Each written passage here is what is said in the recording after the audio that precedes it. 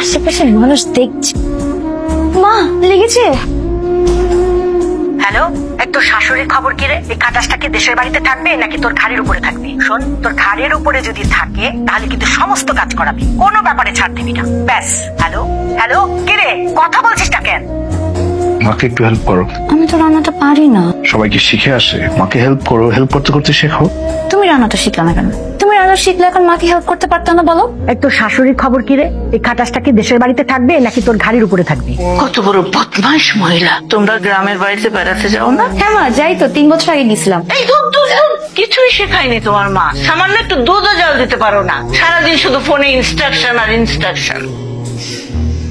হ্যাঁ মিতু, আপনি সবসময় ফোন করেন কেন? কি সমস্যা আপনার? আপনি এইভাবে কথা বলছেন কেন বিয়াই? কিছু হয়েছে?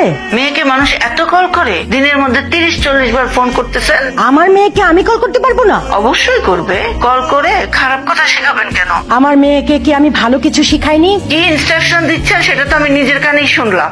মেয়ে সামান্য দুধ জল দিতে পারে না, আর আপনি ঘন্টার পর ঘন্টা ইনস্ট্রাকশন দিচ্ছেন।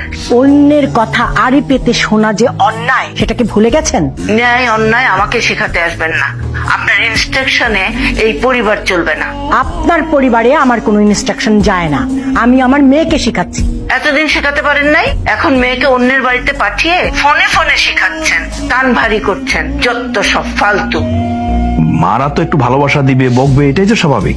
তোমার মা প্রতিটা দিন আমাকে আর আমার মাকে অপমান করে। মার হয়ে সরি বলছি। তোমাদের সরি যত সব ভণ্ডামি। আরে এখানে ভন্ডামির কি করলাম? এই যে নাটকটা করছো, এগুলো তো ভণ্ডামি।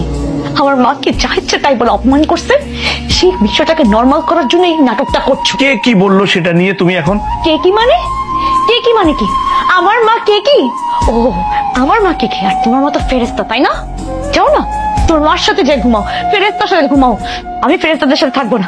এই আমার চোখের সামনে থেকে যাও, তোমার মার কাছে যাও। ফেরেস্তা না, ফেরেস্তার কাছে যাও, আমার সামনে আসবে না। আচ্ছা মা, তুমি আমার শাশুড়িকে এসব কথা বলতে গেলে কেন? দেখ না, তোর শাশুড়ি সারাক্ষণ ফোনে তার মেয়েকে কি সব।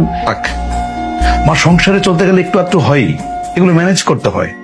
তুমি যদি না বুঝো আমি কি করব?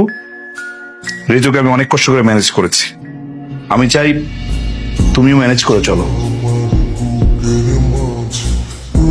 ঋতু, তোমার কাছে প্যারাসিটামল আছে? ঋতু, ঋতু, না, মাংসটা মাত্র বের করলাম। মাংস হচ্ছে। তুই কি করছিস? মাংস রান্না করছিস নাকি? হ্যাঁ দোষ, মাংস রান্না করতে পারিস?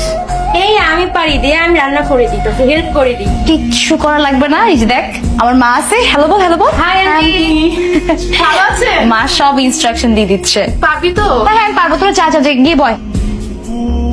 এটা হলো, ওটা হচ্ছে জিরা। ঠিক আছে ঠিক আছে। আমাকে একটা চুলা খালি করে দাও তো, আমি ভাত তুলে দিব। ভাত কেন খাবেন আম্মা? আমি পোলাও চড়াইছি তো। আমি পোলাও খাবো না, ভাত খাবো। আম্মা, ভাত হতে দেরি হবে, পোলাও চড়াইছে, পোলাও আগে হবে। ঋতু, আমি ডায়াবেটিক্স এর পেশেন্ট, আমি দেরি করতে পারবো না, আমার ক্ষুধা লেগে যাবে। আম্মা দেরি হবে না আম্মা, আপনি রুমে যে বসেন, যান।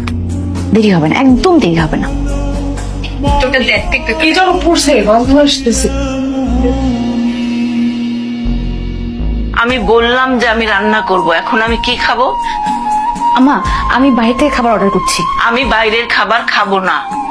একদিন খেলে কি হয় আম্মা? একদিনও খাবো না, ব্যাস। তাহলে এখন কি করবেন? রান্না করব। আম্মা, আপনি হাড়ি কানে ছোঁয়াছুঁই করছেন কেন? বাসায় গেস্ট আছে। গেস্ট থাকলে আমি কি করব? আমি না খেয়ে থাকবো? না খেয়ে থাকবেন কেন? আমি তো বাইরে থেকে খাবার অর্ডার করতে চাইলাম, আপনি সেটাও দিলেন না। বাসায় গেস্ট কি মনে করবে আপনি ছোঁয়াছুঁই করতেছেন? মনে করুক, কি করতে হবে কি না করতে হবে তোমার কাছ থেকে আমার শিখতে হবে না। তুমি যাও, তুমি যাও। আরে কি হয়েছে বলবা তো? আমি ক্লান্ত, সারাদিন অফিস শেষে বাসায় আসছি, ফ্রেশ হবো। আরে কি হয়েছে বলো না? আমাকে অপমান করা হয়েছে, আমার সাথে দুর্ব্যবহার করা হয়েছে। আরে কি বলছো? মা এরকম ব্যবহার কেন করবে বলো তো?